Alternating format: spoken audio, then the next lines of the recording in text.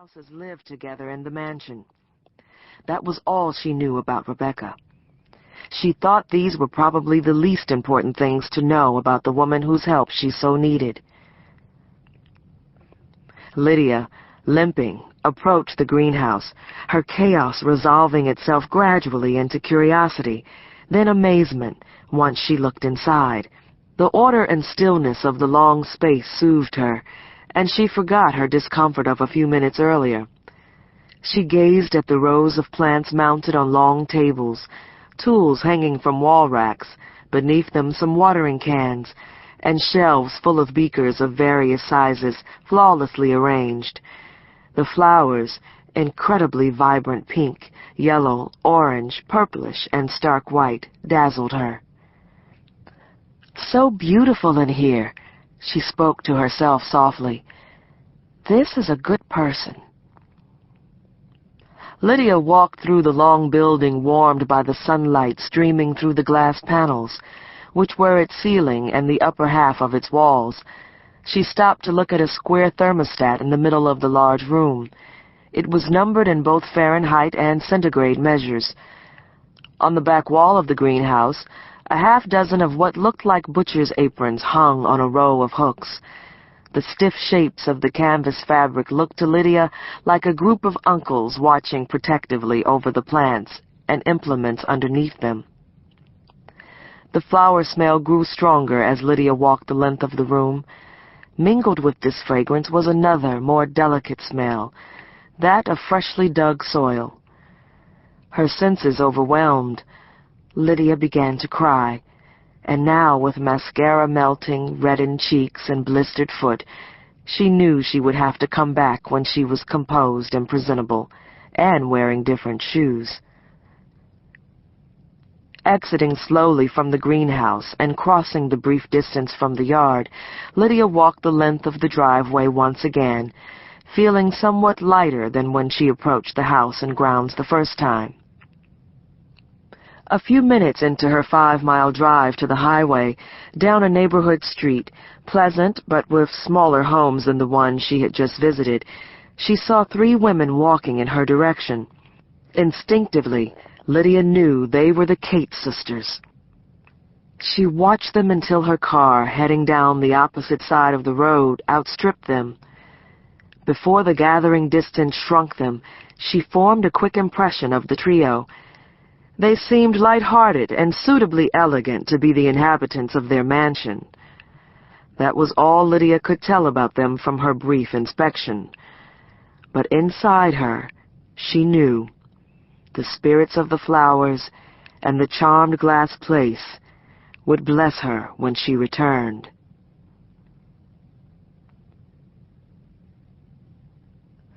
Chapter 1. It was technically still spring, the end of May, and the residents of Peoria, Illinois, were experiencing the first hint of what was usually a stifling hot summer. The 3 Kate sisters walked the mile and back to Sunday church services for as long as the weather was mild and the spring flowers remained in bloom. This morning, as usual, they did not walk exactly abreast. Rebecca, the eldest, led by a few paces. A large, light-skinned woman, she strode vigorously enough for her legs to make a swishing sound against the stiff fabric of her skirt. Strands of gray-streaked hair escaping from the bun wound loosely under her wide-brimmed hat. Her fitted jacket outlined her large bosom, defined a surprising waist and the fertility goddess dimensions of her hips. Claudia, the middle sister, walked crisply but without the advantage of Rebecca's low-heeled pumps. She artfully placed one yellow-heeled foot in front of the other, in the manner of catwalk models. Her shoes matched precisely the color of her shantung suit, slender, erect, and regal, with an amazing instinct for style. She followed slightly behind Rebecca, her veiled cloche not quite concealing her strong, interesting features. Her veil, falling over her wide-set black eyes under thick arched brows and just beneath her slightly hooked nose, provided her with intended mystery. Sensing beads of moisture on her nose, Claudia removed a jewel-encrusted compact from her purse, powdered precisely, and returned it. Rebecca, observing from the corner of her eye, smiled, then shifted her glance to Gracelyn, the youngest Kate's sister. Round and sensual, Gracelyn at 50 had an ebony cherub's face with smooth bark-colored skin. Sauntering unevenly in a loose-fitting royal blue jersey dress, a matching sweater tied at her neck, she took in the landscape and good-naturedly stopped to hail a non-church-going neighbor bending over her garden. Their community knew them as Reuben and Mattie Cates's daughters, female scions of the utterly respectable and moneyed Cates patriarch. Reuben had held his own with the nearby white businesses, putting in innumerable hours poring over catalogs and stocking his small department store with high-quality yet affordable brands. Mattie Cates had had an eye for what ladies wanted: thread, lampshades, a variety of colored stockings. The couple's astute synergy had resulted in stable profit margins year after year. That morning, the women sat in their usual place, the sixth pew back at the First Baptist Church in Peoria, the church they had grown up in. As children, they had filed in front of their parents, who sat together next to the aisle. The seating arrangement never varied. It was always Rebecca, then Claudia, then Gracelyn, the intractable birth order they preserved in their various rituals as adult women. Rebecca Cates, the spitting image of Reuben in her coloring and girth, listened carefully to what was coming from the pulpit. Reverend Wilson and his wife Julia had come to Peoria 4 years back when the previous pastor, Reverend Simmons, died from a massive heart attack. The girls had grown up with the elegant, erudite Reverend Simmons. His sermons were metaphysical, uplifting, and not overlong. However, Reverend Wilson was long-winded and a relentless purveyor of moralistic instruction. His bent these days was to remind women of their submissive role in the church and in the home. Rebecca surmised that this effort followed a scandal involving the leader of the National Church Organization. The man was discovered to have a mistress upon whom he lavished considerable church money, including bestowing upon this woman a waterfront cottage.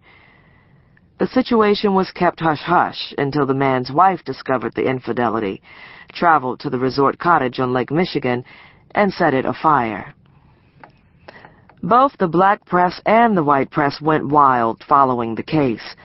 Congregations couldn't look the other way. Women condemned this and other ubiquitous male behavior in a louder voice than at any time before in the history of the church. To move things back to normal, Wilson offered a steady procession of wicked and wily women chronicled in the Bible.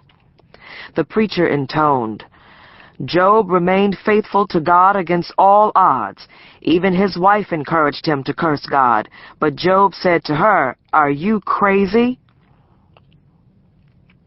In previous weeks it had been Jezebel, Delilah, the deceitful tamer, and Timothy's railings against women whose sole purpose was to corrupt as many men as possible. Rebecca wondered if she was the only one in the congregation observing the pastor's wife, Julia, while all of this was happening. Julia piqued her curiosity, because more than once Rebecca had found the small woman staring at her. The first time this happened, Reverend Wilson had praised his wife from the pulpit, calling her soft-spoken. Julia's eyes darted to where Rebecca was sitting, searching her face confusedly. The second time Julia's gaze fell on Rebecca, Wilson spoke fervently about keeping the marriage vows in sickness and in health, and until the parting imposed by death. Rebecca wasn't sure at first whether Julia was friend or foe, but her overriding instinct told her the somewhat nervous woman was seeking her approval. She was, in any case, non-threatening, not that there was any way she could have threatened Rebecca. Julia was never present at the male-dominated meetings of the trustees and financial committees of the church to which Rebecca was customary.